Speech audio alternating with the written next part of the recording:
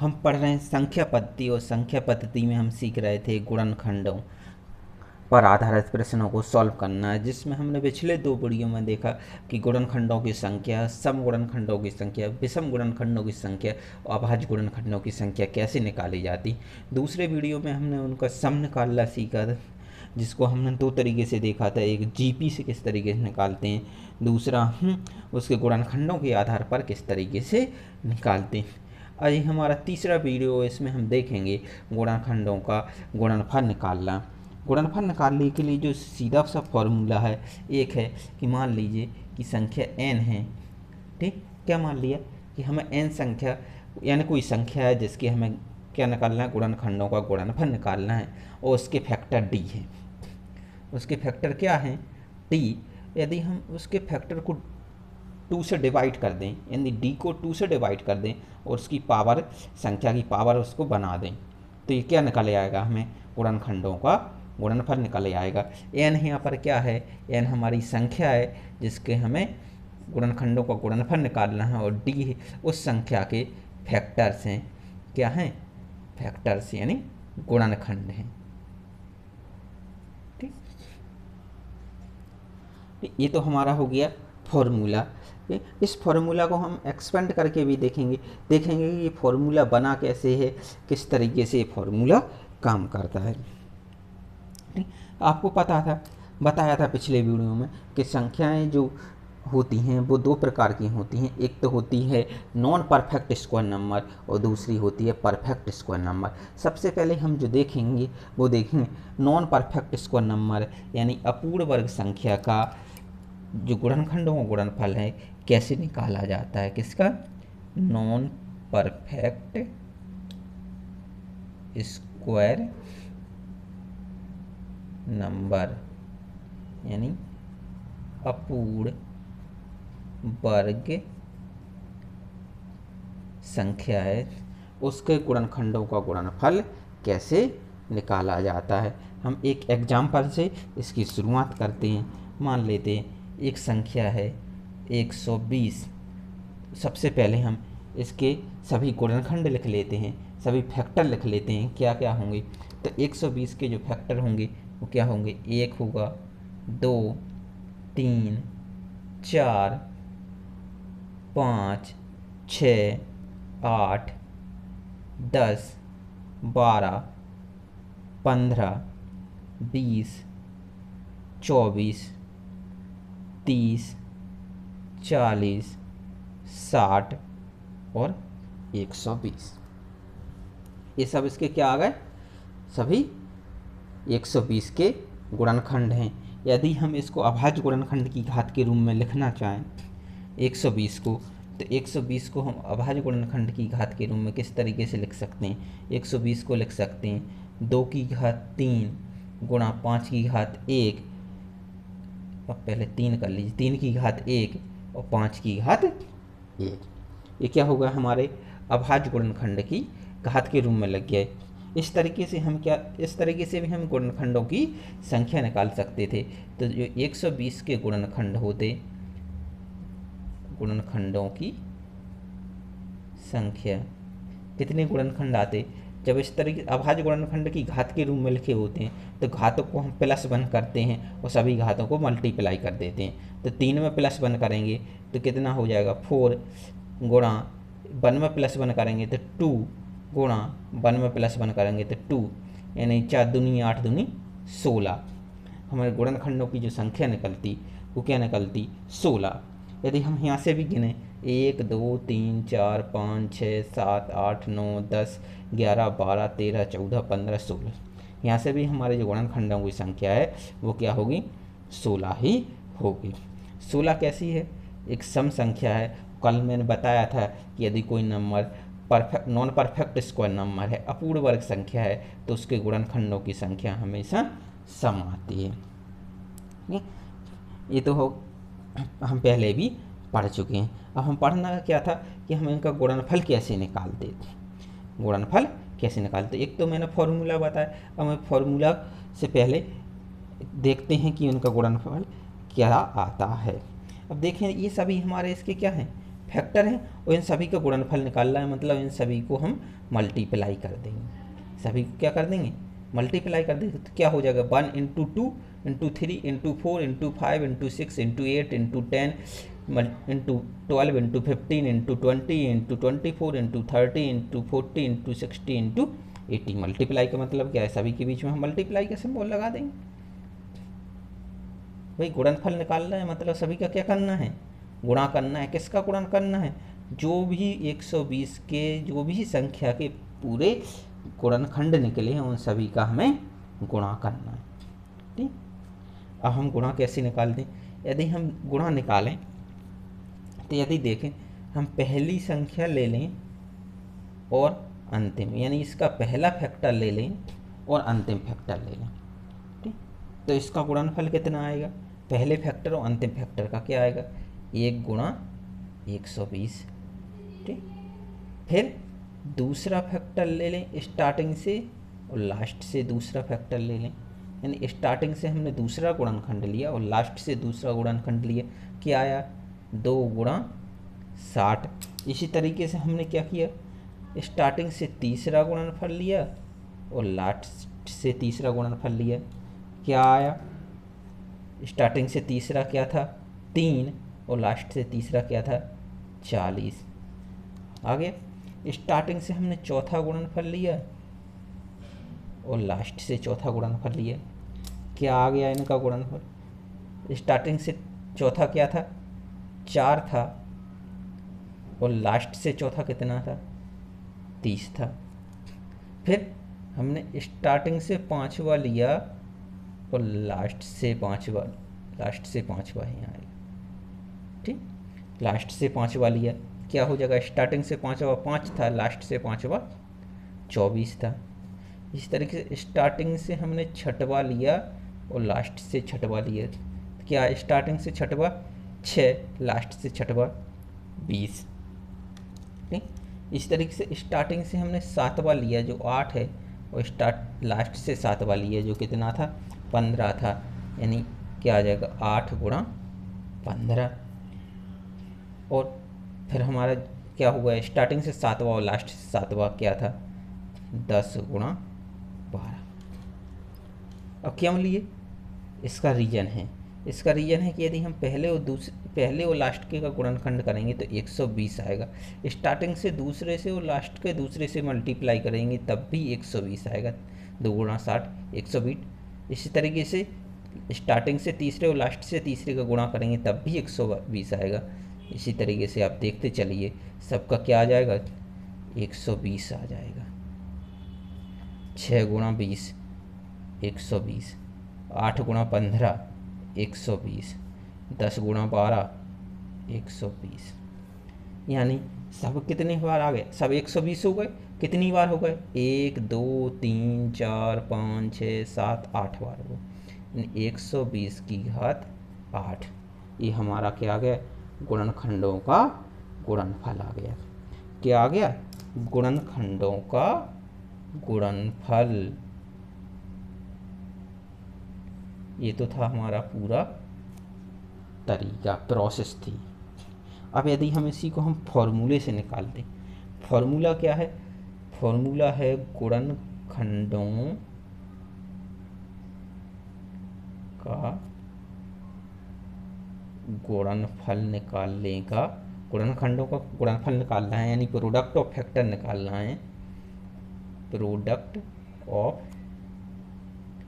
Factors तो क्या होता है? बोला था n की घात d/2। n क्या थी? संख्या थी, यानी हम किसका निकाल रहे थे? 120 का निकाल रहे थे, तो संख्या क्या हो जाएगी हमारी? 120। d क्या थे? d हमारे नंबर ऑफ फैक्टर्स थे, गुणनखंडों की संख्या थी, जो कितनी आई थी हमारी? 16/2 से डिवाइड करना था, यानी 120। 16 को 2 से डिवाइड कीजिए, कितने में? 8 बार में आ गए। यानी यदि चाहे हम फॉर्मूले से निकाल लें, जो हमारा फॉर्मूला था, ये हम जो पूरी प्रोसेस से निकालें, दोनों का क्या आएगा? सेम ही आंसर आएगा।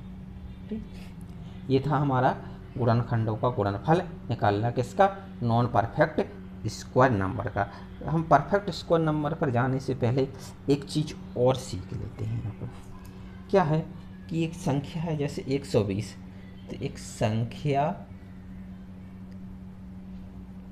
को उसके दो गुणनखंडों के रूप जिनका मान उस संख्या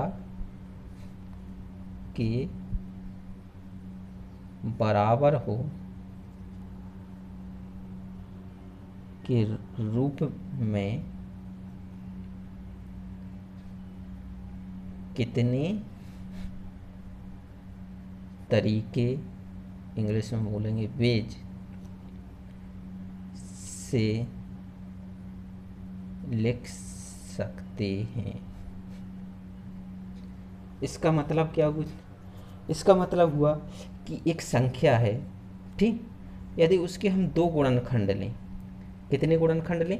उस संख्या केवल दो गुणनखंड लें और उन दोनों गुणनखंडों को यदि मल्टीप्लाई कर दें, उसका उन गुणनखंडों का मान कितना आना चाहिए? उस संख्या के बराबर आना चाहिए। यानी हम मान लें कि एक संख्या हमने क्या ली थी, 120 ली थी, ठीक, और जिसके गुणनखंड थे 1 2 3 4, मतलब 120 तक के गुणनखंड थे।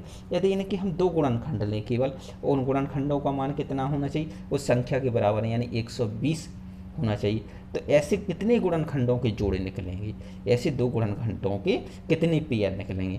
तो देखें क्या निकल रहे थे। एक पेयर क्या निकल रहा था? 1 गुणा 120 निकला था, इन दोनों का मल्टीप्लाई 120 आ रहा था, संख्या के बराबर आ रहा है। दूसरा क्या जोड़ा हो जाएगा?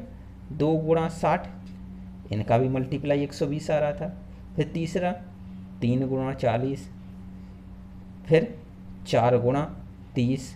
अगला क्या जोड़ा बन रहा था? 5 गुणा 24, 6 गुणा 20, 8 गुणा 15 और 10 गुणा 12। यानी कितने तरीके हो गए, कितने जोड़े हो गए? 1 2 3 4 5 6 7 8। यानी हम कितने तरीके से लिख सकते थे?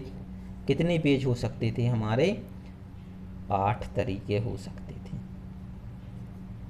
या 8 पेज हो सकते थे। 8 तरीके हो सकते थे कि हम 120 को उसके दो गुणनखंडों के रूप में लिख सकते थे। उन दोनों गुणनखंडों का मान कितना होता? 120 ही होता, ठीक। तो हम ये तरीके हमारे हम निकाल सकते थे। अब ये तो हमने इतने पेयर बना के निकाले, ठीक। यदि डायरेक्ट निकालना होता तो डायरेक्ट निकालते, तो हम कैसे निकालते? डायरेक्ट जो तरीका निकालने का फॉर्मूला है, तरीके या बेज, कौन से तरीके? उसके दो गुणनखंडों का मान उस संख्या के बराबर हो। तो तरीके कैसे निकालेंगे? d/2, और d क्या है हमारे? हमने पहले ही बताया d क्या है, उसके नंबर ऑफ फैक्टर से, गुणनखंडों की संख्या है। तो हमें 120 के निकाले थे, तो 120 के गुणनखंड कितने आए थे? 16 आए थे, यानी 16/2, यानी कितना आ जाएगा? 8 आ जाएगा। और ये फॉर्मूला है, ये फॉर्मूला हमारे किसके लिए है? ये नॉन पर ये हमारा किसके लिए? नॉन परफेक्ट स्क्वायर नंबर के लिए, यानी अपूर्ण वर्ग संख्या के लिए है। परफेक्ट स्क्वायर नंबर हैं उनके लिए दूसरा फॉर्मूला होगा। अब हम एक और एग्जांपल ले लेते हैं जिससे हम बिल्कुल क्लियर हो जाएंगे, दोनों चीज़ें निकालना बिल्कुल सही तरीके से सीख लेंगे। क्या? एक तो गुणनखंडों का गुणनफल, और दूसरा हमारा क्या हो निकाला हमने? तरीके जिनको हम दो गुणनखंडों के रूप में उस संख्या को लिख सकते हैं। जैसे हम एक और एग्जांपल लेते हैं, हम लेते हैं 360, ठीक। हमने क्या लिया? 360 लिया, और 360 में हमें दो चीज़ें निकालना है। एक निकालना है गुणनखंडों का गुणनफल, ठीक, और दूसरा क्या निकालना है? संख्या को उसके दो गुणनखंडों के रूप में कितने तरीके से हम लिख सकते हैं। क्या चीज़ें निकालना, हमें 360 का निकालना है कि एक तो निकालना है कि हमें गुणनखंडों का गुणनफल कितना होगा, और दूसरा निकालना है कि हम संख्या को दो गुणनखंडों के रूप में कितने तरीके से लिख सकते हैं। ठीक, तो हमें दोनों चीज़ें निकालने के लिए एक चीज़ की ज़रूरत होती है, वो होती है हमारे गुणनखंडों की संख्या। ठीक, क्यों गुणनखंडों की संख्या क्यों ज़रूरत होती कि इसमें भी पावर में हम d/2 करते हैं, यहाँ पे भी d/2 करते हैं, यानी गुणनखंडों की संख्या आधी करते हैं। तो यानी दोनों केसों में चाहे हमें क्या निकालना हो, गुणनखंडों को गुणनफल निकालना हो या वो तरीके निकालना हो जिससे उस संख्या को उसके दो गुणनखंडों के रूप में लिख सकते हैं, दोनों के लिए हमें गुणनखंडों की संख्या यानी d की ज़रूरत होगी। तो हम d निकाल लें और गुणनखंडों की संख्या निकालने के लिए हमें सबसे पहले संख्या को उसके अभाज्य गुणनखंडों की घात के रूप में लिखना पड़ता है।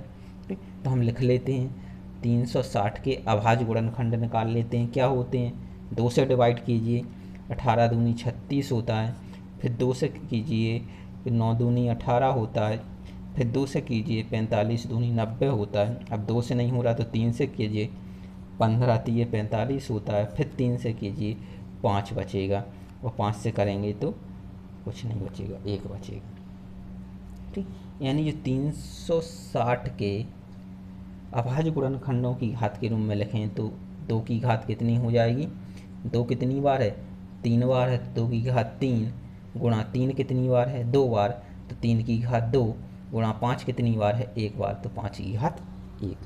ये क्या आ गया हमारे अभाज्य गुणनखंड के रूप में इसको लिख लिया। अब यदि हमें क्या निकालना है, गुणनखंडों की संख्या निकालना है जिसको हम d से रिप्रेजेंट कर रहे हैं। गुणनखंडों की संख्या किससे दर्शा रहे हैं, d से दर्शा रहे हैं।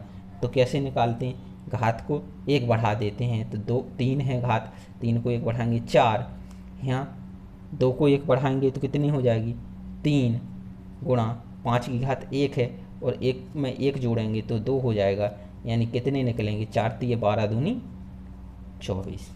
हमारी गुणनखंडों की संख्या निकली, वो कितनी निकली 24। अब हमें क्या निकालना था, एक निकालना था हमें गुणनखंडों का गुणनफल। तो हम निकालते हैं सबसे पहले गुणनखंडों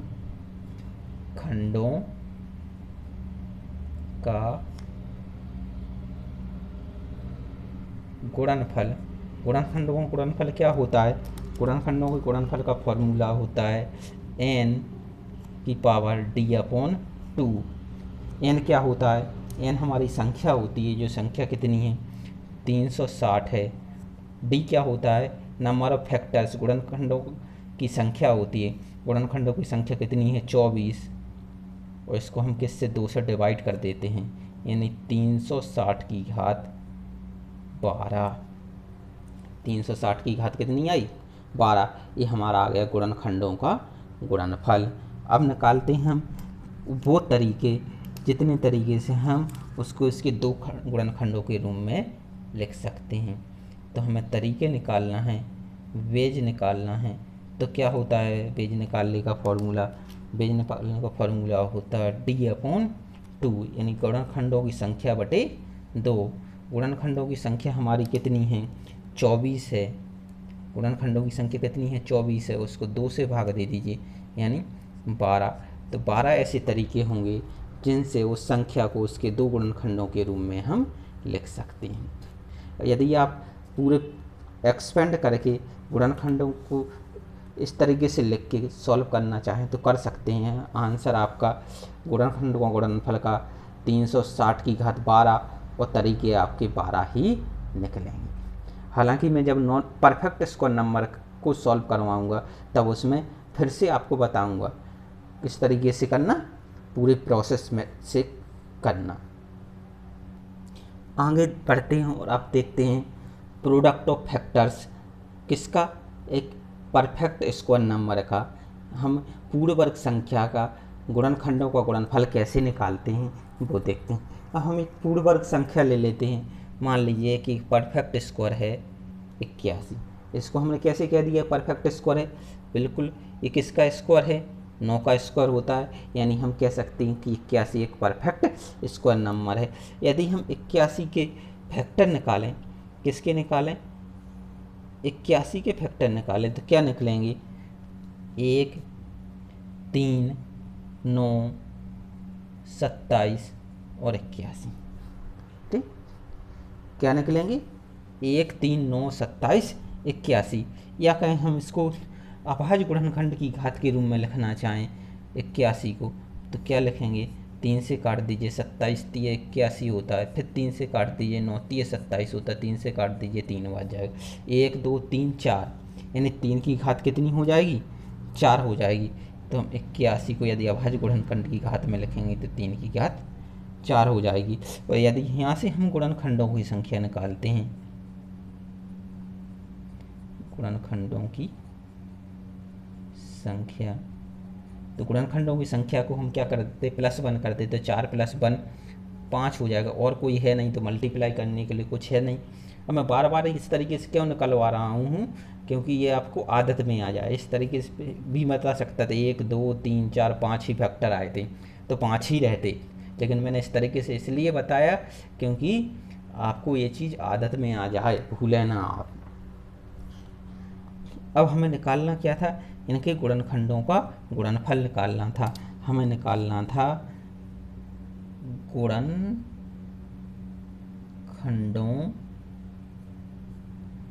का गुणनफल।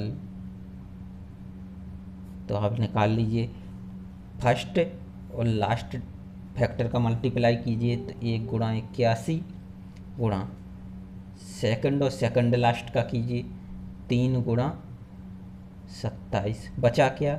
9 बचा, तो 9 लिख दिया हमने। अब 1 × 81 क्या हो गया? 81। 3 × 27 कितना हो गया? 81। 9 बचा, 9 को क्या लिख सकते हैं? 81 की घात 1/2 लिख सकते हैं। भाई 9 क्या है? 81 का वर्गमूल ही। यदि हम देखें तो यहाँ पर जो 9 था, 9 कहाँ था? 9 देखें तो स्टार्टिंग से तीसरा था और लास्ट से तीसरा था, यानी ये कहाँ था? बीच में था। तो जो 81 के जब हम परफेक्ट स्क्वायर के फैक्टर निकाल रहे होते हैं तो जो जिसका परफेक्ट स्क्वायर है 81, यानी 81 किसका परफेक्ट स्क्वायर है? 9 का है ना। तो जिस संख्या का परफेक्ट स्क्वायर है वो संख्या हमेशा बीच में आती है। या कहें कि हम जिसका फैक्टर निकाल रहे हैं उसका रूट हमेशा कहाँ आता है? बीच में आता है। 81, 9 क्या है? 81 का रूट है ये, तो इसका वर्गमूल कहाँ आएगा? हमेशा बीच में ही आएगा। उसके वर्गमूल के लेफ्ट साइड जितनी संख्याएं हैं उतनी ही संख्याएं हमेशा उसके राइट साइड में होंगी। यानी 81 के इस तरफ जितनी संख्याएं हैं 81 के इस तरफ भी उतनी ही संख्याएं होंगी। ठीक, तो हमेशा ध्यान रखना कि यदि मान लेते हैं कि एक n संख्या, एक n क्या परफेक्ट स्क्वायर नंबर है, तो रूट n उसका क्या हो जाएगा? रूट n कहाँ पर होगा? उसके एग्जैक्ट मिडिल में होगा, और इसके इस तरफ जितने अंक होंगे उसके इस तरफ भी उतने ही अंक होंगे। तो एक चीज़ ये हमने देख ली कि यदि जो उसका वर्गमूल है उसके वर्गमूल के राइट साइड जितनी संख्याएं होंगी लेफ्ट साइड भी उतनी ही संख्याएं होंगी। अब हम यहाँ से देख रहे थे गुणनखंडों का गुणनफल निकालते हैं। 81 की घात 2 गुणा 81 की घात 1/2। यहाँ से निकाल लीजिए, जब आधार समान होते तो घातें जुड़ जाती हैं, तो 2 और 1/2 जुड़ेंगे तो कितना हो जाएगा? 81 की घात 5/2, यही हो जाएगा। और यदि हम फॉर्मूले से निकालते तो गुणनखंडों के गुणनफल का फॉर्मूला क्या होता है? n की घात d/2, यही होता है ना। n क्या था? संख्या किसके निकाल रहे थे हम?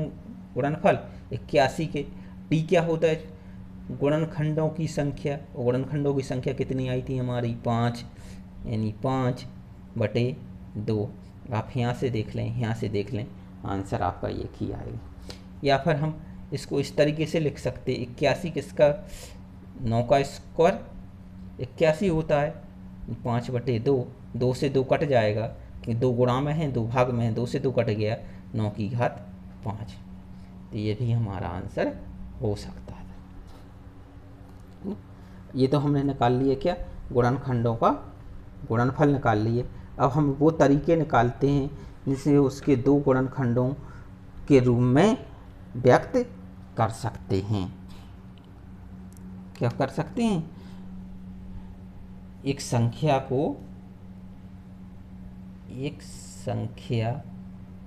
जो कैसी है, पूर्ण वर्ग संख्या है को उसके दो गुणनखंडों के रूप में, अब मैं ये नहीं लिख रहा हूँ कि उसके जो दो गुणनखंडों का मान है वो संख्या के बराबर ही होगा, ये तो आपको पता ही है, के रूप में कितने तरीके या बेज से व्यक्त किया जा सकता है, या कितने तरीके से लिखा जा सकता है, कितने तरीकों में व्यक्त किया जा सकता है। ठीक, अब 81 हुआ क्या था, 81 क्या था हमारा, यहाँ तो 9 था, तो 9 से 81 क्या हो, कैसे बन गया, 9 से 81 हमारा बना था कि हमने क्या किया था, यहाँ पर देखें 9 की घात को तोड़ दिया, तो 9 की घात 1/2 गुणा 9 की घात 1/2 में। अब 9 की घात 1/2 यानी घातें समान है तो आधार मल्टीप्लाई हो जाते, 9 गुणा 9 81 की घात 1/2। क्यों, क्योंकि इसको हमें दो गुणनखंडों के रूप में लिखना है। ठीक, किस में करना था, दो गुणनखंडों के लिए, ये तो दो पेयर बन गए, ये 2 का पेयर बन गया, इसको हमने 2 का पेयर बनाया तो हम इस तरीके से लिख सकते थे। यानी इसमें देखें तो जो हमारे जो फैक्टर थे वो कैसे थे, समान ही थे, फैक्टर कैसे थे, समान थे। यानी कि जो हमारा एक परफेक्ट स्क्वायर नंबर है उसमें एक जोड़ा ऐसा आएगा, एक पेयर ऐसा आएगा जिसके क्या होंगे, फैक्टर समान होंगे, गुणनखंड समान होंगे। इसी आधार पर हम उसके गुणनखंडों को जो तरीके निकालने का है उसको दो टाइप से डिवाइड कर लेते हैं। ये क्या है कि जब इसके दो गुणनखंडों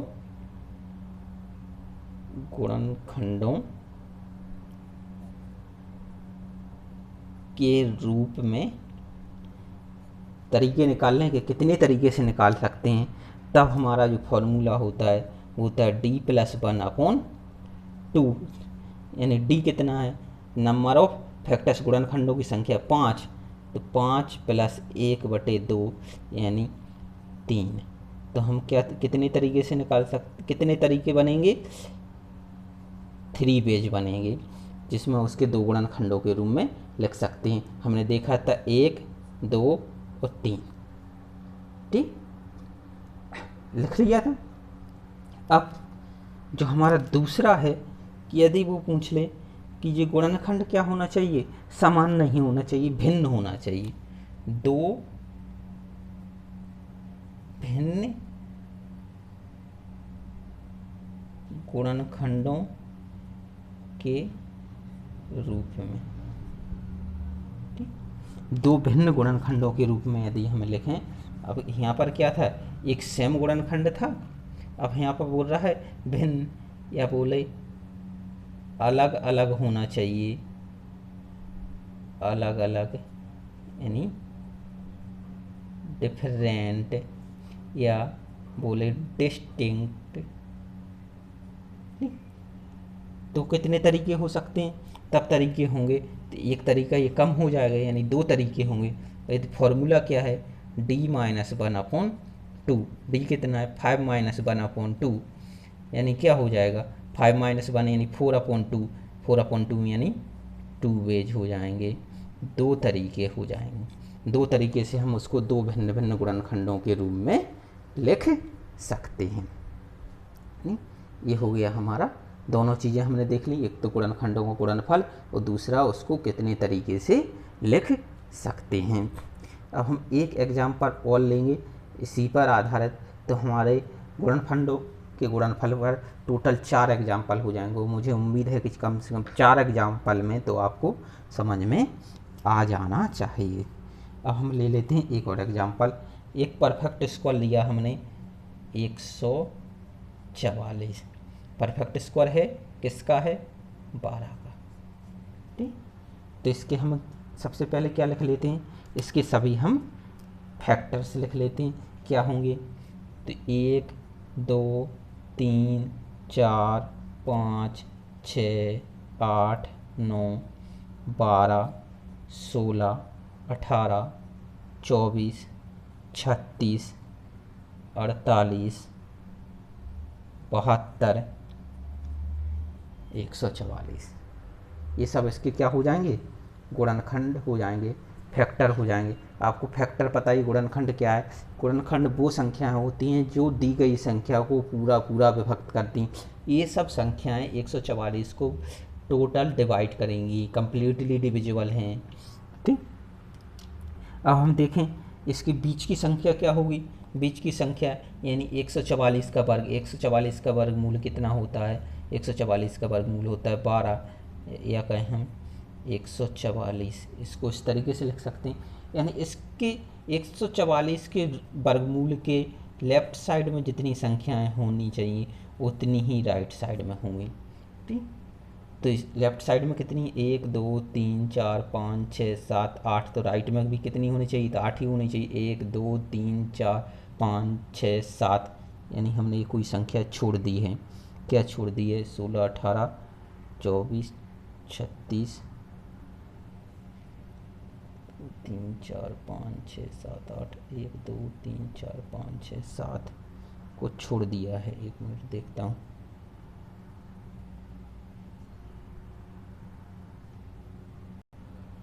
अच्छा, छोड़ी नहीं है, चलिए हमने एक इसका फैक्टर गलत लिख दिया है। क्या? 5 इसका फैक्टर नहीं होता, 144 में 5 से डिवाइड नहीं होता। तो देख लीजिए 1 2 3 4 5 6 7, 7 इस तरफ हैं तो 7 ही इस तरफ हैं। ठीक, यदि हम टोटल नंबर ऑफ फैक्टर्स देखें, कुल गुणनखंडों की संख्या देखें तो कितना? 7 + 7 14 और 1 15। तो हमारे जो कुल फैक्टर हैं वो कितने आ गए? 15 आ गए। यदि हम 144 को अभाज्य गुणनखंडों की घात में के रूप में लिखें तो 144 के आप अभाज्य गुणनखंड निकाल लीजिए।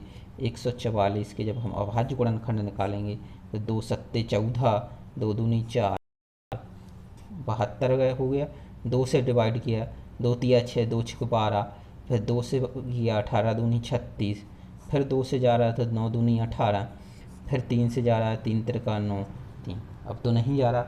2 कितनी बार आ रहा है? 1 2 3 4 बार, तो 2 की घात 4 गुणा 3 कितनी बार आ है? 2 बार, तो 3 की घात 2। ये हमने लिख दिया इसको अभाज्य गुणनखंडों के रूप में। अब हमें इसके निकालना है गुणनखंडों की संख्या निकालनी है। सबसे पहले हम क्या निकालते हैं? गुणनखंडों की संख्या कितनी आएगी? हम घात को 1 बढ़ाते हैं, बढ़ा दीजिए। 2 की घात 4, 4 को 1 बढ़ाया 5, 3 की घात 2, 1 बढ़ाया तो 3, 3 5 15। हमारे फैक्टर कितनी आ गए? 15। और आपको पता होगा कि जब एक पूर्ण वर्ग संख्या होती है, परफेक्ट स्क्वायर नंबर होते हैं, तो उसके जो गुणनखंड हैं वो हमेशा कैसे निकालते हैं? विषम निकालते हैं। विषम में ये 15। अब हमें क्या निकाल? गुणनखंडों का गुणनफल।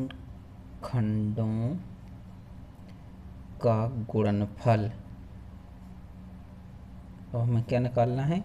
गुणनखंडों का गुणनफल निकालना है। तो गुणनखंडों का गुणनफल निकालने के लिए फॉर्मूला क्या है? n⁴ n संख्या है, तो संख्या कितनी है हमारी?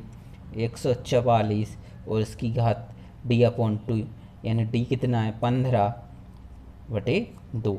या हम 144 को 12 की घात 2 लिख सकते हैं, 15/2 हो जाएगा। वो 2 गुणा में है 12 के, यहाँ 2 भाग में है तो 2 से 2 कैंसिल, यानी 12 की घात 15। ये हमारा क्या आ जाएगा, गुणनखंडों का गुणनफल आ जाएगा। पहली चीज़ निकल आई। दूसरा हमें क्या निकालना था कि हम इसको कितनी तरीके से लिख सकते हैं, तो इसको कितने तरीके से लिख सकते हैं। तो पहला यदि वो पूछे कि इसको हमें क्या लिखना है, 2 गुणनखंडों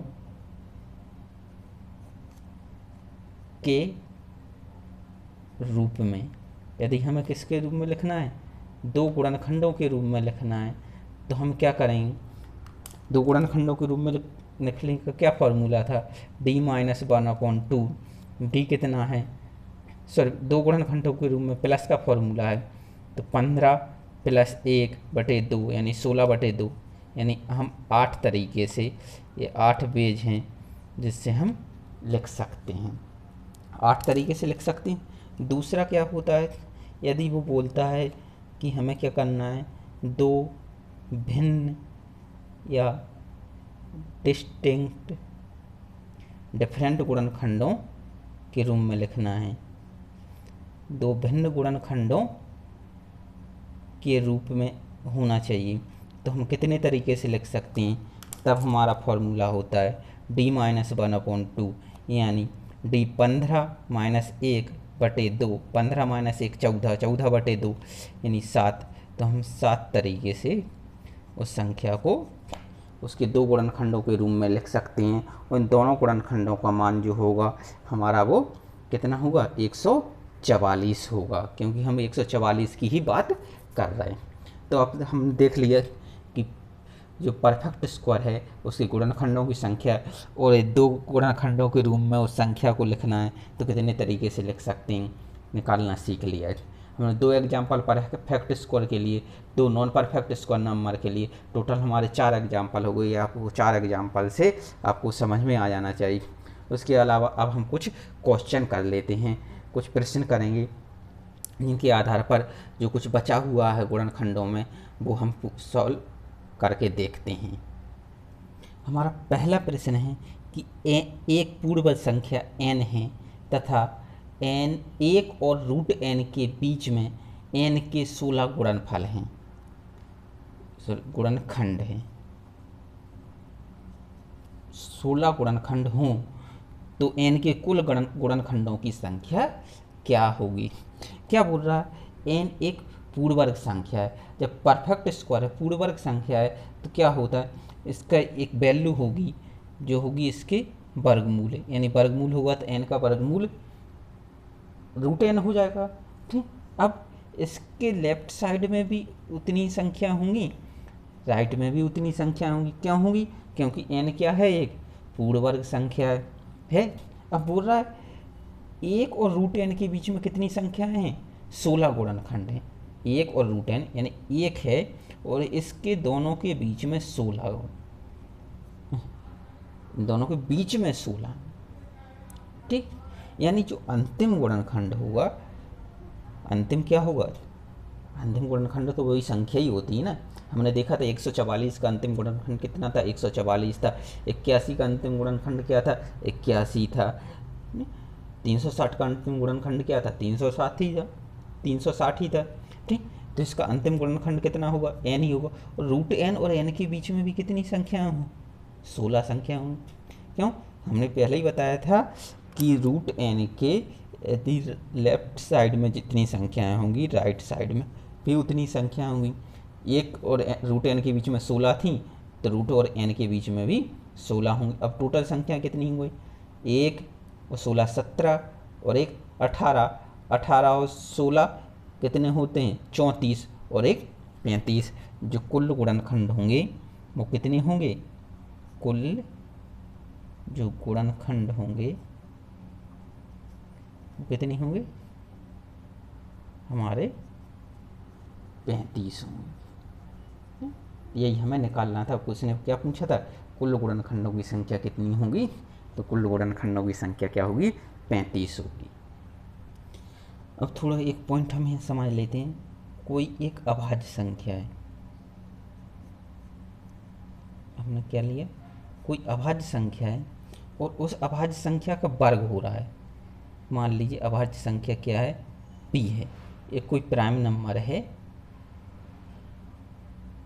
क्या p, प्राइम नंबर p है, तो यदि इसका क्या हो रहा है, वर्ग हो रहा है, यानी पी स्क्वायर हो रहा है। ठीक, अभाज्य संख्या क्या हो रहा है, वर्ग हो रहा है। जो पी स्क्वायर के जो फैक्टर होंगे, जो फैक्टर होंगे वो 3 फैक्टर होंगे। मान लीजिए एक डी है, एक D1 हो गया, एक D2 हो गया, एक D3 हो गया। ठीक, यानी एक अभाज्य हम लिख लेते हैं, अभाज्य संख्या के वर्ग के गुणनखंडों की संख्या हमेशा 3 होती है। ठीक, एग्जाम्पल ले लेते हैं। मान लीजिए 7 एक अभाज्य संख्या है। 7 कैसा है, एक अभाज्य संख्या है, प्राइम नंबर है। ठीक, तो 7 का वर्ग क्या हो जाएगा, 7 का वर्ग कितना हो जाएगा, 49। ठीक, 7 का वर्ग क्या होगा, 49 होगा। और यदि हम इसके अब गुणनखंड निकालें तो 49 के गुणनखंड क्या होंगे, 49 के गुणनखंड होंगे 1, 7 और 49। और 49 किसी से डिवाइड है, 49 किसी और दूसरी संख्या से डिवाइड हो रही, नहीं हो रहा। यानी कुल गुणनखंड हैं, कुल गुणनखंड वो कितने हो गए, 3 हो गए। तो यही तो लिखा था कि अभाज्य संख्या की यदि वर्ग करते हैं तो उसके गुणनखंडों की संख्या हमेशा कितनी होगी, 3 होगी। और देख लेते हैं, हम कोई सी संख्या लेते हैं, जैसे 11 लेते हैं, और 11 का यदि हम वर्ग करते हैं तो कितना होता है, 121 होता है। तो इसके गुणनखंड क्या होंगे, 121 के गुणनखंड क्या होंगे, 121 के होगा 1, 11 और 121 होगा। मतलब इसके गुणनखंड हमेशा कितने होंगे, 3 ही होगी। कोई सी भी अभाज्य संख्या का हम वर्ग कर लें तो उसके गुणनखंडों की संख्या हमेशा और हमेशा कितनी होती है, 3 होती है। एक फैक्ट है, तो इस पर आधारित है, कुछ क्वेश्चन भी करेंगे। हमने एक प्रश्न लिया है कि एक्स वाई जेड एक संख्या है जिसके 3 गुणनखंड हैं। ठीक, एक्स वाई जेड एक संख्या है जिसके 3 गुणनखंड है। एक्स वाई जेड एक संख्या मतलब ये कितने, 3 अंकों की संख्या होगी, उसके गुणनखंड कितने हैं, 3 हैं, गुणनखंड 3 हैं। इसका मतलब क्या है, एक्स वाई जेड एक कैसी होगी, अभाज्य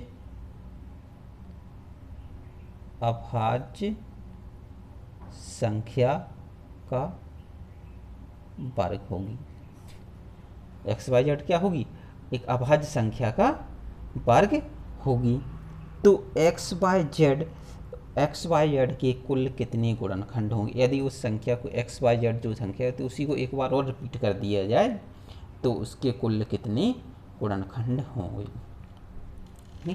एक चीज़ हम देखते हैं, यदि कोई संख्या रिपीट होती है, जैसे मान लिया हमने एक है 1 2 1 2, क्या हो रहा है 1 2 1 2, इसके 1 2 अंक क्या हो रहे हैं, रिपीट हो रहे हैं। तब हम इसको कैसे लिख सकते हैं, इसको क्या लिख सकते हैं, 1200 + 12 लिख सकते हैं। ठीक, बिल्कुल लिख सकते हैं। 1200 + 12 कितना हो, तो 1212।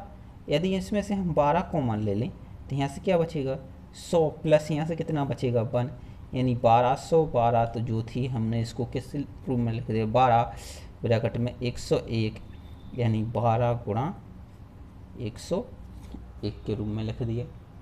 ठीक, अब और आगे थोड़ा देख रहे थे, यदि ये जब 2 अंक रिपीट हो रहे थे, यदि 3 अंक रिपीट हो रहे थे 1 2 3 1 2 3, अब क्या हो रहे हैं, 3 अंक रिपीट हो रहे हैं।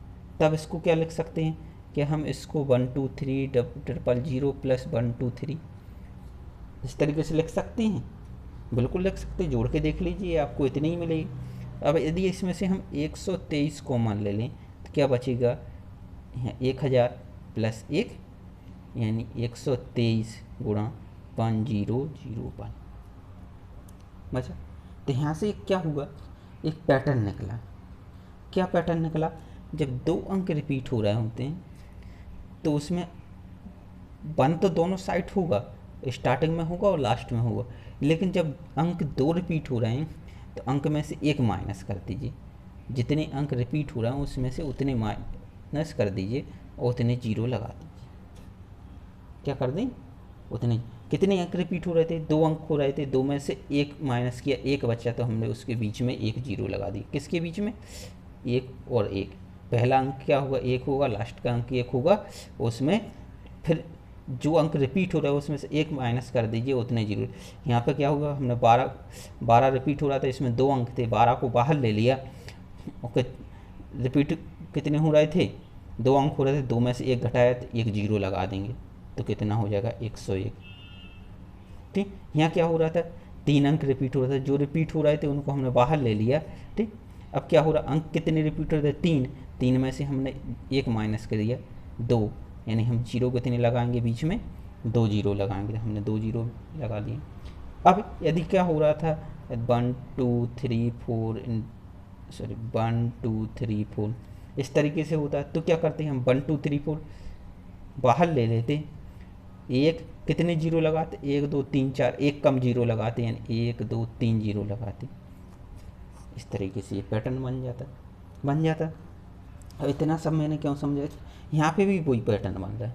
क्या बन रहा है कि यदि हम x बाय जेड है, इसमें से यदि x बाय जेड को कॉमन ले लें, तो क्या बचेगा, 1 0 0 1 बचेगा।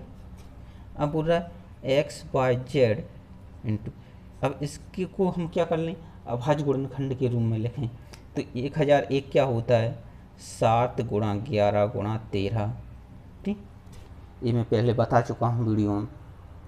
नहीं, अब बोल रहा है कि इसके गुणनखंड कितने होंगे। ठीक, गुणनखंड कितने होंगे, तो यहाँ पे देखें 7 की घात 1, 11 की घात 1, 11 की घात 13 की घात। यदि हम यहाँ इसके गुणनखंड निकालें, गुणनखंड क्या हो जाए, उसने बोला है कि x y z के 3 गुणनखंड होंगे। ठीक, तो एक तरीके तो ये है कि 3 गुणनखंड हैं। ठीक, मतलब इसकी घात कितनी होगी, 2 होगी। भाई 3 गुणनखंड है, अभाज्य संख्या का वर्ग होगा, यानी मान लो ये किसी एक संख्या p का वर्ग है। ठीक, तो p स्क्वायर हो जाएगा। ठीक, ये क्या वर्ग है, तो या तो आप बोल लीजिए 3 गुणनखंड है, ये है p स्क्वायर होगा, तो इसके गुणनखंड निकाले क्या हो जाएगा, 2 घात 2 है तो 3, गुणा 1 है तो 2, गुणा 1 है तो 2, गुणा 1 है तो 2, क्या हो जाएगा, 2 दूनी 4, 4 दूनी 8, 8 3 24। गुणनखंड क्या आ गए, इसके 24 आ गए। अब ऐसा भी हो सकता था कि जो वर्ग है, ठीक, इनमें 7 का 49 हो जाए तो 3 अंक ही नहीं होते, 11 का क्या होता है 121। ये वर्ग क्या हो सकता था, ये p मान लो, p इक्वल टू यदि कहीं 11 होता तो p स्क्वायर क्या हो जाता, 11 का स्क्वायर हो जाता, या p इक्वल टू 13 होता तो p स्क्वायर क्या हो जाता, 13 का स्क्वायर होता। ऐसा भी तो हो सकता था। एक केस हमने मान लिया कि p जब 11 और 13 नहीं है, तब हमारे फैक्टर कितने आ गए, 24 आ गए। यदि p मान लिया जाता कि 11 है, तब भी तो भाई 11 का स्कोर कितना होता, 121 होता, और x बाय 3 अंकों की संख्या बन जाती। तो फैक्टर हम 11 अभाज्य संख्या है तो 3 ही फैक्टर होते। ठीक, तो यदि मान लो कि क्या होगा, p का मान 11 होता, ठीक, तो p स्क्वायर 11 का स्कोर होता, तब ये संख्या क्या बनती, तब ये संख्या बन जाती हमारी, क्या बनती है यहाँ से, 11 का स्क्वायर एक्स वाई जेड 11 का स्क्वायर इंटू 7 की घात 1 इंटू 11 की घात 1 गुणा 13 की घात 1, क्या होता है 7 की घात 1 गुणा 11 की घात 3 गुणा 13 की घात 1 बन जाती है संख्या। ठीक, या हम 13 लेते तो क्या बनती, 7 की घात 1 गुणा 11 की घात 1 गुणा 13 की घात 3, यही बनती ना भाई। जब 13 लेते तो ये संख्या बनती, 11 लेते तो ये संख्या बनती, और इनके अलावा लेते तो मान लेते कि इनके अलावा कोई p है तो क्या बनती, p स्क्वायर गुणा 7 की घात 1 गुणा 11 की घात 1 गुणा 13 की घात 1। ठीक, अब p कुछ भी हो सकता है किसके, 11 और 13 के अलावा। यदि ये संख्या बनती तब फैक्टर क्या आते, यदि इसमें देखें तो इसमें जो फैक्टर्स होते वो कितने होते, इसमें जो हमारे फैक्टर्स होते 7 की घात 1 यानी 2 गुणा 11 की घात 3 यानी 4 गुणा 13 की घात 1 यानी 2। 4 दूनी 8 दूनी 16। ठीक, यदि इसकी बात करें तो इसके फैक्टर्स क्या होते, 7 की घात 1 यानी 2, 11 की घात यानी 2 और 13 की घात 3 यानी 4। तब इसमें क्या है, 2 दूनी 4, 4 चौके 16, यानी दोनों केस में सेम। इसका मतलब है कि इसके जो गुणनखंड हैं, एक तो क्या हो सकते हैं, या तो 24 हो सकते हैं, क्या हो सकते हैं 24 हो सकते हैं, या क्या हो सकते हैं 16 हो सकते हैं। 24 कब होंगे, जब पी का मान 11 और 13 का अलावा होगा। ठीक, और 16 कब होंगे, जब पी का मान या तो 11 होगा या फिर 13 होगा। अगला प्रश्न है कि यदि उन गुणनखंडों का गुणनफल जो शुरुआत से 19वें और 35वें स्थान पर है संख्या n के बराबर है, तो n के कुल गुणनखंड कितने हैं। बोल रहा है एक गुणनखंड है जो 19वें स्थान पर है और दूसरा गुणनखंड है जो 35वें स्थान पर है। कहाँ से, स्टार्टिंग से। मान लीजिए स्टार्टिंग होती है यहाँ से, ठीक, और यहाँ से 19वें स्थान पर एक है गुणनखंड, ठीक, और एक अगला कितने पे है, 35वें स्थान पे है। ठीक, और इस 19वें स्थान के गुणनखंड और 35वें स्थान के गुणनखंड का यदि हम गुणा करते हैं तो किसके बराबर निकलते हैं, एक संख्या n के बराबर निकलते हैं। जो संख्या क्या है, n है, उसी के बराबर निकलते हैं। तो जब आपको मैंने बता रहा था गुणनखंड निकालना, तो जैसे हम 12 के गुणनखंड यदि देखें तो क्या होता है, 1 2 3 4, ठीक, 6 और 12, ठीक, यही होते हैं ना। ठीक, अब क्या होता है, यदि स्टार्टिंग से पहला गुणनखंड और लास्ट से पहला गुणनखंड लेते हैं तभी ये संख्या के बराबर आता है, 12 के बराबर है। इस तरीके से यदि स्टार्टिंग से दूसरा गुणनखंड लेंगे और लास्ट से दूसरा गुणनखंड लेंगे तभी ये 12 के बराबर आएंगे। या स्टार्टिंग से 13वें लेंगे, स्टार्टिंग से तीसरा लेंगे तो लास्ट से भी हमें तीसरा ही लेना पड़ेगा। इसका मतलब क्या हुआ कि यदि इस संख्या में देखें तो जो स्टार्टिंग से 19वां गुणनखंड है और उसका मल्टीप्लाई किसके साथ हो रहा है, 35वें गुणनखंड से, और हमें क्या मिल रहा है, वही संख्या मिल रही। यानी ये लास्ट से कितना होगा, ये लास्ट से कितना होगा, 19वां होगा लास्ट से। क्यों, क्योंकि स्टार्टिंग से 19वें का और लास्ट से 19वें का गुणा करेंगे तभी ही हमें वो संख्या मिल सकती है, तभी मिल सकती है ना वो संख्या। तो इसका मतलब क्या हुआ, 18 ये 19वां, यहाँ पे भी 18 होंगे तब ये 19वां होगा। ठीक, हो गए। अब 19वां से 35वें तक कितने, इसके बीच में कितने होंगे गुणनखंड, इसके बीच में कितने होंगे, 15 होंगे। ठीक, 1935 के बीच में कितने होंगे, 15 होंगे। तो क्या हो गया, 18 18 36 37 और 38, 38 और 15 कितने हो गए। ठीक, स्टार्टिंग से 18 थे, एक 19 हो गया, 19 और 15 कितने हो जाते हैं, 19 और 15 34, और एक 35, 35 और 18 53। यानी जो कुल गुणनखंड होंगे वो कितने होंगे, 53 होंगे। यह दूसरी तरीके से ये 19वां है, यानी इससे पहले 18 गुणनखंड और रहे होंगे, तो यहाँ तक टोटल कितने हो गए थे, 35, 35 और 18 कितने हो जाते हैं, 53 हो जाते हैं। आप किसी तरीके से निकले, यहाँ तो ये 35वां ही है ना, 35 वहाँ के 35 तो यहाँ तक होगा, इसके अलावा कितने 18 गुणनखंड और हैं, तो 35 और 18 53 हो जाते हैं। तो इस तरीके से आप निकाल लीजिए। अगला प्रश्न है कि 225 से कम प्राकृतिक संख्याओं में कितनी संख्याओं के विषम गुणनखंड होंगे। अब आप क्या पूछा है कि जो 225 से छोटी संख्याएं, 225 से जो छोटी प्राकृतिक संख्याएं हैं उसमें कितनी संख्याओं के विषम गुणनखंड होंगे। अब आपको पता होगा कि विषम गुणनखंड हैं, मैंने बहुत बार बताया कि विषम गुणनखंड किसके होते हैं, विषम गुणनखंड उनके होते हैं जो पूर्ण वर्ग संख्या होती है। क्या होती है, जो पूर्ण वर्ग संख्या होती है उनके विषम गुणनखंड होते हैं। यानी यदि हम वो संख्याएं निकाल लें जिनके पूर्ण वर्ग हैं और वो क्या होना चाहिए, वो पूर्ण वर्ग क्या होना चाहिए, 225 से छोटा होना चाहिए। तो कौन कौन सी संख्याओं के पूर्ण वर्ग 225 से छोटे होते हैं? या तो देखें, 1 का वर्ग होता है, 2 का वर्ग 4 होता है, 3 का वर्ग 9 होता है, 4 का वर्ग 16 होता है, 5 का वर्ग 25 होता है, 6 का 36, 7 का 49, 8 का 64, 9 का 81, 10 का कितना होता है 100, 11 का 121, 12 का 144, 13 का कितना होता है 169, 14 का 196 और 15 का कितना होता है 225। लेकिन हमें क्या करना बताना था, 225 से कम होना चाहिए। अब 15 का यदि लेते हैं तो वो 225 के बराबर। तो ये सभी संख्याएं होंगी जिनके वर्ग क्या होंगे, ये सब क्या है पूर्ण वर्ग संख्याएं, और इनके गुणनखंड कैसे होंगे, विषम होंगे। तो जो हमारी कुल संख्याएं होंगी जिनके विषम गुणनखंड होंगे वो कितनी हो जाएंगी, 14 हो जाएंगी। कुल संख्याएं जिनके विषम गुणनखंड होंगे जो 225 से छोटी हैं वो कितने हो जाएंगे, 14 संख्याएं हो जाएंगी। अगला प्रश्न है 50 तक की प्राकृतिक संख्याओं में से कितनी संख्याओं के समगुणनखंड होंगे। मतलब 50 तक मतलब क्या है, 1 से 50 तक कितनी संख्याओं के समगुणनखंड होंगे।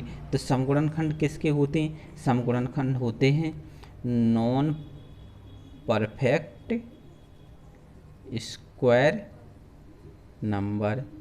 जो संख्याएं पूर्ण वर्ग संख्याएं नहीं होती, अपूर्ण वर्ग संख्याएं होती हैं, उनके क्या होते हैं, समगुणनखंड होते हैं। तो यदि हम देख लें कि पूर्ण वर्ग संख्याएं कौन कौन सी हैं तो उनके क्या होंगे, विषम गुणनखंड होंगे। और 50 में से हम उनको माइनस कर दें तो सम वाले मिल जाएंगे, क्योंकि 1 से 50 तक सभी को चेक करना काफ़ी टफ है। इससे अच्छा हम क्या देख लेते हैं कि पूर्ण वर्ग संख्याएं 1 से 50 तक पूर्ण वर्ग संख्याएं कौन कौन सी हैं। तो 1 का स्क्वायर 1, 2 का स्क्वायर 4, 3 का स्क्वायर 9, 4 का स्क्वायर 16, 5 का स्क्वायर 25, 6 का स्क्वायर 36 और 7 का स्क्वायर 49। ये संख्याएं कैसी हैं, पूर्ण वर्ग संख्याएं हैं। कितनी हैं, 1 2 3 4 5 6 7, 7 संख्याएं हैं जो पूर्ण वर्ग संख्या हैं। और ये पूर्ण वर्ग संख्याएं तो इनके क्या होंगे, विषम गुणनखंड होंगे। और इसके अलावा वो जो संख्या है वो क्या है, नॉन परफेक्ट स्क्वायर नंबर है, अपूर्ण वर्ग संख्या है, और उन सभी के क्या हो जाएंगे, समगुणनखंड होंगे। तो जो समगुणनखंड होंगे वो कितने होंगे, यदि हम इन संख्याओं को माइनस कर दें किस में से, 50 में से। हमें 50 तक की निकालना है, 50 में से यदि 7 को माइनस कर दें तो जो 43 संख्याएं होंगी वो ऐसी संख्याएं होंगी जिनके समगुणनखंड होंगे। अब यहाँ पर हम एक चीज़ समझ लेते हैं कि पूर्ण वर्ग संख्या और पूर्ण घन संख्याएं कौन सी हो सकती। जैसे यदि हम देखें तो पूर्ण वर्ग संख्याएं 1 हो गई, 2 का स्क्वायर 4 हो गई, ठीक, क्या हो गई। यदि इस एक की घात तो कुछ भी हो सकती, यदि 2 की घात हम 3 करें तो ये 9 हो जाएगा। 2 की घात 3 यानी ये 8 हो जाएगा। 8 क्या पूर्ण वर्ग है, नहीं है। यदि हम 2 की घात 4 कर दें तो कितना हो जाएगा, 16, यानी ये पूर्ण वर्ग संख्या है। फिर यदि 2 की घात हम 5 कर दें तो क्या होगा, 32, ये पूर्ण वर्ग है, नहीं है। 2 की घात 6 कर दें तो कितना हो जाएगा, 64, ये पूर्ण वर्ग है। यहाँ बताने का मतलब ये था कि यदि जब यहाँ पर 2 की घात, इसको 0 लिख लेते हैं, 2 की घात 0, इसका मान क्या होता है 1, और 1 क्या है, एक पूर्ण वर्ग संख्या। यानी मतलब ये है बताने का कि जब घात क्या होगी, जैसे 2 की घात 0, 2 की घात 2, 2 की घात 4, 2 की घात 6, 0 2 4 6 ये सब क्या हैं, या 0 ले लें या 2 ले लें, ये सब क्या हैं? समघाते हैं। ये सब क्या हैं? सम। 0 सम में आता है, 2 सम में आता है, 4 सम में आता है, 6 सम में आता है। यानी जब घातें कैसी हों, जब समघातें होती हैं तो संख्या क्या होती है? तो संख्या जो हमारी होती है पूर्ण वर्ग हो जाती है। ठीक, क्योंकि 2 की घात 0, 2 की घात 0 का मान क्या होता है? 1, और 1 हमारा पूर्ण वर्ग, किसका वर्ग है? 1 का ही। 2 की घात 2, 4, 2 का वर्ग हो गया। सॉरी, 2 की घात 2, 4 हो गया पूर्ण वर्ग। 2 की घात 4, 16 होता है, ये किसका वर्ग हो जाता है? 4 का वर्ग हो जाता है। इसी तरह 2 की घात 6 कितना होता है? 64, और किसका वर्ग हो जाता है? 8 का वर्ग हो जाता है। यानी किसी की भी संख्या की यदि घात सम है तो वो संख्या कैसी होगी? पूर्ण वर्ग होगी। नहीं, और पूर्ण घन कब होगी? जब उसकी घात क्या होगी? घन में घात कितनी होती है? 3 होती है। किसी भी संख्या की जब घात 3 हो या 3 के गुणनखंड में होगी तो वो घात कैसी हो जाएगी? हमारी पूर्ण घन संख्या हो जाएगी। इसमें यदि हम 1 देखें, 1 हो जाएगी। अब जैसे 2 की घात 3, ठीक, ये कितना हो गया? 8, पूर्ण घन हो गया। 2 की घात 6 कितना हो गया? 64, किसका होता है? 4 का क्यूब होता है। ठीक, यानी ये क्या होता है? 3 के गुणनखंड में थी, ये 3 थी, और 1 यानी 2 की घात 0। ठीक, या तो घात क्या हो? 0 हो तो पूर्ण घन संख्या हो जाएगी, या फिर घात क्या हो? 3 के गुणनखंड में हो तो क्या हो जाएगी? ये पूर्ण घन संख्या हो जाएगी। इस पर बेस्ड हम एक क्वेश्चन देख लेते हैं। यदि एक छोटा सा एग्जाम्पल लेते हैं कि मान लीजिए 2 की घात 10 है, और इसमें पूछता है कितनी पूर्ण वर्ग संख्याएं हैं? 2 की घात 10 से कितनी पूर्ण वर्ग संख्याएं और पूर्ण घन संख्याएं बन सकती हैं? 2 की घात 10 में कितनी पूर्ण संख्याएं बन सकती हैं और कितनी पूर्ण घन संख्याएं बन सकती हैं? यदि 2 के घात 10 की हम फैक्टर करके देखें तो क्या बनेगी? 2 की घात 0, 2 की घात 1, 2 की घात 2, 2 की घात 3, 2 की घात 4, 2 की घात 5, 2 की घात 6, 2 की घात 7, 2 की घात 8, 2 की घात 9, 2 की घात 10 बन जाएंगी। अब पूर्ण वर्ग संख्याएं क्या होती? जिनकी घात सम होती है वो सब पूर्ण वर्ग संख्याएं। तो इसमें कितने की घात सम है? 1, 2 की घात 0, 2 की घात 2, 2 की घात 4, 2 की घात 6, 2 की घात 8 और 2 की घात 10। यानी कितनी होंगी? 1, 2, 3, 4, 5, 6, यानी 6 संख्याएं होंगी, बनेंगी।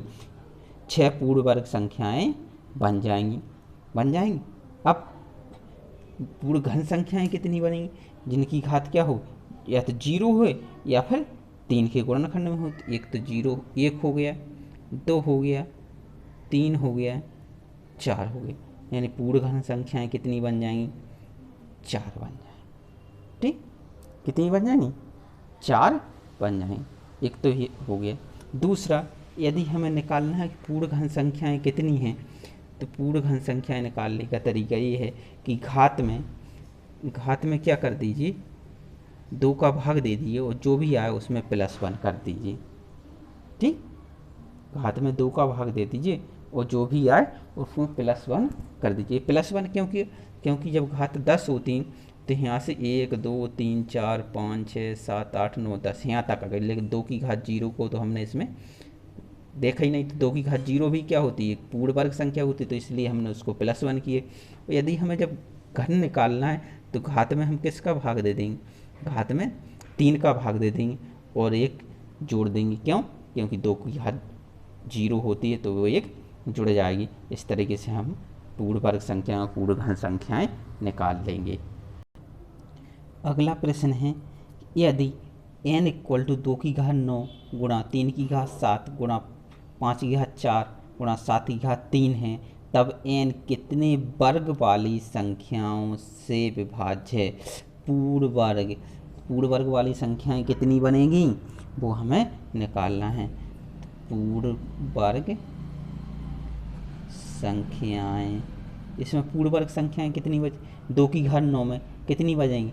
आप भाग देखें तो कब तक देखें, डायरेक्ट देख लीजिए। ठीक, या तो आप कहें 9 में 2 का भाग दीजिए तो कितनी बार गया, 4 बार, प्लस 1 कर लीजिए 5। या कहें 2 की घात 0 1 हो गया, 2 की घात 2, फिर 2 की घात 4, फिर 2 की घात 6, फिर 2 की घात 8, तो ये 5 हो गई। क्या ऑपरेशन हो रहा, मल्टीप्लाई। फिर 3 की घात 7 में, 3 की घात 7 में कितना होगा, 3 7 में 2 का भाग दीजिए 3 बार गया, प्लस 1 कर लीजिए 4। इसी के 4 में 2 का भाग दीजिए 2 बार, प्लस 1 3। 3 में 2 का भाग दीजिए 1 बार, प्लस 1 2। आया समझ में, आप भाग देगी थी। क्या होता है फॉर्मूला, ऊपर में बताया ना, यदि घात में हम 2 का भाग दे दें और प्लस 1 कर दें, उसमें जो भी आया उसमें प्लस 1 कर दे तो हमें पूर्ण वर्ग संख्या मिल जाएगी। यदि हम 9 में 2 का भाग देते हैं कितनी बार जाता है, 4 बार, 4 बार गया। अब इसमें हम प्लस 1 कर दें तो क्या मिल जाएगी, पूर्ण वर्ग संख्या है, 5 मिल गई। इसी तरीके से जब हमने 7, 3 की घात कितनी थी 7, तो 7 में हमने 2 का भाग दिया तो कितनी बार गया, 3 बार। ठीक, प्लस 1 कर दिया तो हमें 4 मिल गई। इस तरीके से 5 की घात 4 थी, 4 में 2 का भाग दिया 2 बार गए, प्लस 1 कर दिया 3। और एक तो तरीका ये हो गया। यदि हम 2 की घात 9 में इसके निकालते तो ये पूर्ण वर्ग संख्याएँ क्या क्या बन सकती, तो 2 की घात 0 बन सकती थी, 2 की घात 2, 2 की घात 4, 2 की घात 6, 2 की घात 8, यानी जिनकी घात सम होगी वो पूर्ण वर्ग संख्या बन जाए। तो कितनी, 1 2 3 4 5, चाहे इस तरीके से निकाल ली। फिर 3 की घात 7 में जब निकालते तो क्या होता, 3 की घात 0, 3 की घात 2, 3 की घात 4, 3 की घात 6। भाई समय सम घात लेना है तो सम घात कितनी हो गई, 1 2 3 4। ठीक, इस तरीके से यदि 5 की घात 4 में निकालेंगे, 7 की घात 3 में निकालेंगे, निकले आएंगे। क्या हो जाएगा, 5 चौके 20, 20 3 60, 60 दूनी 120। तो जो हमारी पूर्ण वर्ग संख्याएँ हैं वो कितनी आ गई, 120 आ गई। यदि इसी में बोल देता कि आप पूर्ण घन संख्याएँ निकालिए, क्या निकालिए, पूर्ण घन संख्याएँ, तब क्या करते भाई, जिनकी घात 3 है वो ले लेते, या फिर हम इसमें डायरेक्ट 3 का डिवाइड करके 1 जोड़ देते। 9 में 3 का भाग दीजिए, 3 त्रिका 9, 3 बार गया, 1 जोड़ दीजिए 4 हो गई। ठीक, इसी तरीके 7 में 3 का भाग दीजिए, 3 दूनी 6, 2 बार गया। ठीक, 2 में 1 जोड़ दीजिए 3 हो गए। 4 में 3 का भाग दीजिए, घन निकाल रहा है ना तो घर में 3 का भाग देते, 4 में 3 का भाग दीजिए, 4 एकम 4, 1 बार गए, 1 में 1 जोड़ दिया 2। और जो ऑपरेशन मैथ का क्या हो रहा था, गणित का हो रहा था, गणित में गुणा का हो रहा था, तो गुणा ही क्या करेंगे। 7 की घात 3 है, 3 में 3 का भाग दिया, 1 बार गया, और 1 में 1 जोड़ दिया तो 2। कितना आ गए, 4 12, 12 दूनी 24, 24 दूनी 48। यदि पूर्ण घन संख्याएँ पूछता तो 48, उसने पूर्ण वर्ग संख्याएँ पूछी थी तो 120। आप जो भी पूछे वो निकाल सकते हैं। यदि n की बराबर 2 की घात 9 गुणा 3 की घात 7 गुणा 5 की घात 4 गुणा 7 की घात 3 है, वही पिछले ही वाला n है। ठीक, जो n का मान है वो पिछले क्वेश्चन वाला ही है। तो ऐसे गुणनखंडों की संख्या बताइए जो या तो पूर्ण वर्ग हो, वो पूछ कर है, या तो पूर्ण वर्ग हो या घन हो, परंतु घन और पूर्ण वर्ग दोनों ना हो, पूर्ण वर्ग और घन दोनों ना हो, मतलब दोनों वो संख्या नहीं होनी चाहिए जो दोनों हैं। जैसे यदि हम देखें 2 की घात 9 में क्या क्या होंगे, 2 की घात 0 गुणनखंड क्या होंगे, 2 की घात 9 में 2 की घात 0, 2 की घात 1, 2 की घात 2, 2 की घात 3, 2 की घात 4, 2 की घात 5, 2 की घात 6, 2 की घात 7, 2 की घात 8, 2 की घात 9। ठीक, ऐसी इसमें ऐसी कितनी संख्याएं जो पूर्ण वर्ग भी हैं और पूर्ण घन भी है। एक तो हो गई हमारी 2, 2 क्या पूर्ण वर्ग भी है पूर्ण घन भी, 2 की घात 0 पूर्ण वर्ग भी है और पूर्ण घन भी है। फिर नहीं है 2 की घात वर्ग 2 वर्ग है लेकिन घन नहीं, 2 की घात 3 घन है लेकिन वर्ग नहीं, 2 की घात 4 वर्ग है लेकिन घन नहीं है, 2 की घात 2 में से कुछ, 2 की घात 6, 2 की घात 6 क्या है, घन भी है और वर्ग भी है। ठीक, इस तरह के 2 की घात 7 नहीं, 2 की घात 8 वर्ग है, 2 की घात 9 केवल घन है। ठीक, एक तरीका ये हो गया। या दूसरा तरीका क्या हो गया, वर्ग और घन दोनों कब होंगी। वर्ग घन क्या होता है, सॉरी वर्ग 2 से विभाज्य होता है, घन जिसकी घात 3 होता है। यदि दोनों की बात कर रहा है तो वो संख्या किससे होना चाहिए, 6 से होना चाहिए। दोनों मतलब क्या है, दोनों का एलसीएम तो 6 आ गई। यानी हम किसी भी घात में यदि 6 का भाग दे दें तो वो संख्या क्या होगी, वर्ग और घन दोनों से के गुणनखंड के रूप में होगी। तो हम 6 का भाग देते हैं तो 9 में 6 का भाग देंगे, कितनी बार गए, एक बार, इसमें प्लस 1 कर देंगे तो यानी 2 मिल जाएंगी हमें संख्या। इस तरीके से 3 की घात 7 थी, 7 में यदि हम 6 का भाग देते हैं तो एक बार गया, एक जोड़ेंगे तो यहाँ से 2 मिल जाएंगे। अब 5 की घात 4 है, 5 की घात 4 में देंगे 6 का भाग, नहीं जा रहा, 0 बार गए, लेकिन एक तो हम जोड़ेंगे ही, ठीक, तो 1 मिल जाएगी। इसी तरीके से यदि हम 7 की घात 3, 3 में 6 का भाग देते हैं तो कितनी बार गया, 0 बार, एक जोड़ेंगे तो हमें कितना मिल जाएगा, 1। तो इस तरीके से ऐसी कितनी संख्या मिल गई जो पूर्ण वर्ग भी हैं और पूर्ण घन भी हैं, 2 और 2 4, 5 और 1 6, कितनी संख्याएं मिल गई, 6 संख्याएं मिल गई जो क्या हैं, पूर्ण वर्ग भी हैं और पूर्ण घन भी हैं। अब देखें पूर्ण वर्ग संख्याएं, पूर्ण वर्ग संख्याएं कितनी हैं, पूर्ण वर्ग संख्याएं आप निकाल चुके हैं पहले ही, कितनी थी, 120। पूर्ण घन संख्याएं, पूर्ण घन संख्याएं कितनी हैं, पूर्ण घन संख्याएं थी 48।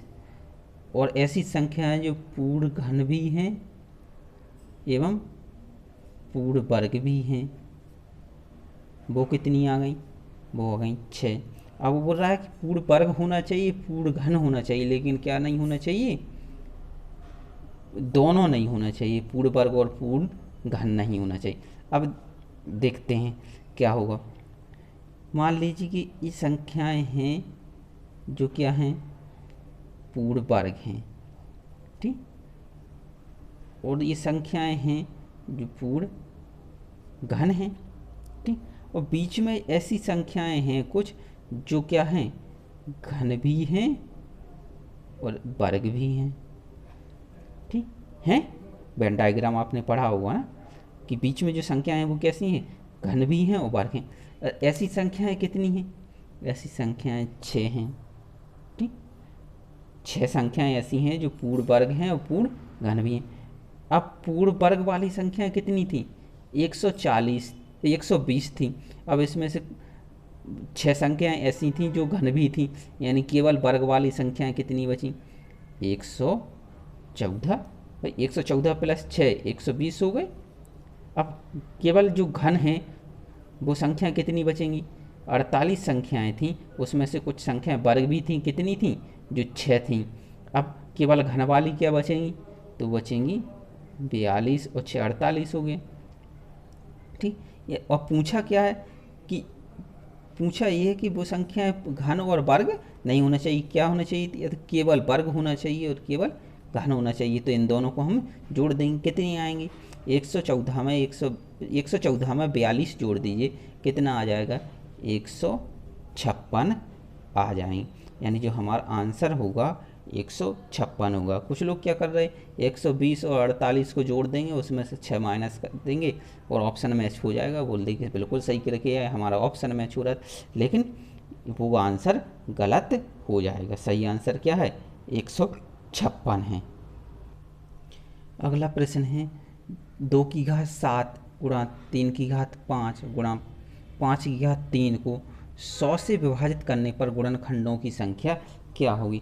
बोल रहा है कि संख्या है 2 की घात 7 गुणा 3 की घात 5 गुणा 5 की घात 3, यदि इसको हम 100 से विभाजित करें तब उसके गुणनखंडों की संख्या क्या होगी। तो सबसे पहले हम देख लें कि 100 के अभाज्य गुणनखंडों की घात के रूप में किस तरीके से लिख सकते हैं। 2 से किया 50 आया, 2 से किया 25 आया, 5 से किया 5 आया, 5 से किया 5 आया।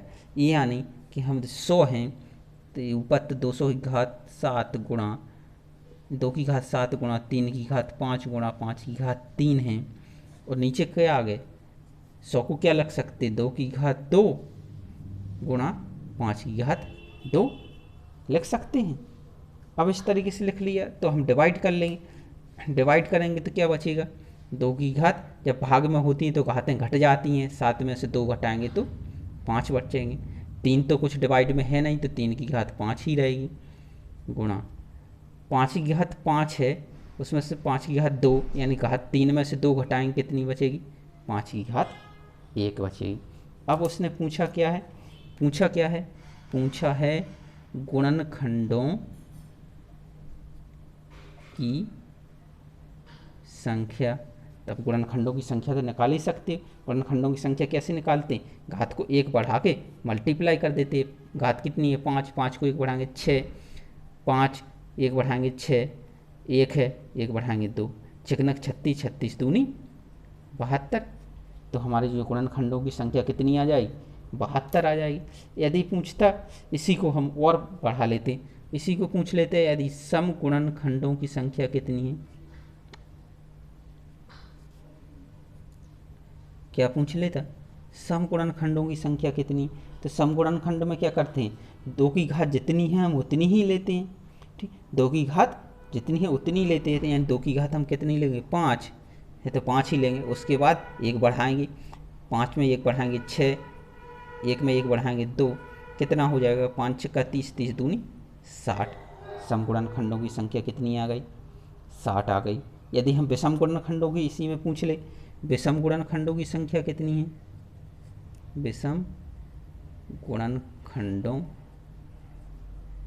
की संख्या, विषम गुणनखंडों की संख्या पूछ लेगा तो विषम की निकाल लेंगे। 2 की घात नहीं लेते तो अब क्या बचेगा 3 की घात 5 और 5 की घात 1, तो 1 घात बढ़ाएंगे तो क्या आ जाएगा 1 घात बढ़ाएंगे तो 6, और इसमें 1 घात बढ़ाएंगे 2 यानी 12 आ गया, ठीक हो गया। अब चलो एक अगले क्वेश्चन में करते हैं। अगला प्रश्न है कि 2 की घात 3 क्या है 2 की घात 3 इंटू 3 की घात 6 इंटू 5 की घात 8 इंटू 7 की घात 10 को 225 से विभाजित किया जाए। किससे करना है 225 से। तब पूर्ण घन वाली जो संख्या है उनके गुणनखंडों की संख्या कितनी होगी। तो 225 के पहले हम क्या निकाल लेते हैं इनके अभाज्य गुणनखंड निकाल लेते। क्या हो जाएगा 2 से तो जाएंगे 5 से क्या हो जाएगा 5 चौके 20, 5 25, फिर 5 से 5 9 45, 3 से 3 तिरका 9, ठीक क्या हो जाएगा इसके गुणनखंड क्या हो जाएंगे 3 कितनी बार आया 2, 3 की घात 2 गुणा 5 की घात 2, ठीक हो गया। अब यहाँ से हम इसको रिड्यूस कर लेंगे, 2 तो है नहीं तो 3 की घात 2 ही रहेगा, सॉरी 2 की घात 3 ही रहेगा इंटू 3 की घात 6 को यदि 3 की घात 2 से डिवाइड करते हैं तो जब आधार समान होता है घातें घट जाती हैं। 3 की घात 6 में से 2 घटाइए कितने बचेंगे 4 गुणा, इस तरीके से 8 में से 2 घटाएंगे क्योंकि आधार 5 है समान है, तो 8 में से 2 घटाएंगे 6 गुणा इस 7 की घात 10 ही रहेगा, ठीक। अब इसमें क्या बताना है कि जो पूर्ण घन वाली संख्याएं हैं वो कितनी होंगी, देख लेते हैं। घन मतलब 3, तो इसमें क्या घात में किसका भाग देंगे 3 का भाग देंगे, दीजिए 3 में 3 का भाग दिया, एक बार गया, हम क्या करते हैं जितनी बार जाता है उसमें +1 करते हैं। तो 3 में 2 की घात 3 थी, 3 में 3 का भाग दिया, एक बार गया, 1 में 1 ऐड किया 2 मल्टीप्लाई, 3 की घात 4 है, 4 में 3 का भाग दीजिए, एक बार जाएगा, 1 में 1 ऐड करेंगे 2 गुणा 5 की घात 6 है, 6 में 3 का भाग दीजिए, 2 बार गया, 2 में 1 ऐड किया 3 गुणा 7 की घात 10 है, 10 में हम 3 का भाग देंगे, 3 त्रिका 9, 3 बार गया, 1 ऐड किया 4, कितनी संख्या आई 2 दूनी 4, 4 ती 12, 12 चौके 48, यानी 48 ऐसी संख्या होंगी जो क्या हो जाएंगी पूर्ण वर्ग पूर्ण घन बनाएंगी। 48 ऐसी संख्याएं होंगी जो पूर्ण घन बनाएंगी। यदि वर्ग वाली पूछता तो वर्ग वाले में क्या करते, जब हम 3 का भाग दे रहे थे उसकी जगह 2 का भाग देते। जैसे दीजिए 3 में हम 2 का भाग देंगे, एक बार जाएगा, एक ऐड करेंगे 2 हो गया। 4 में 2 का भाग देंगे, 2 बार गया, एक ऐड किया 3 हो गया। 6 में 2 का भाग दिया, 2 तिया 6, 3 बार गया, 3 में एक ऐड किया 4 हो गए। 10 में 2 का भाग दिया 5 बार, तो 5 10 5 बार गया, एक ऐड किया 6 हो गया। कितना आया, 6 चौको 24, 24 तिये 72, 72 दूनी 144, यानी जो पूर्ण वर्ग संख्याएं होती वो कितनी बनती, 144 बनती।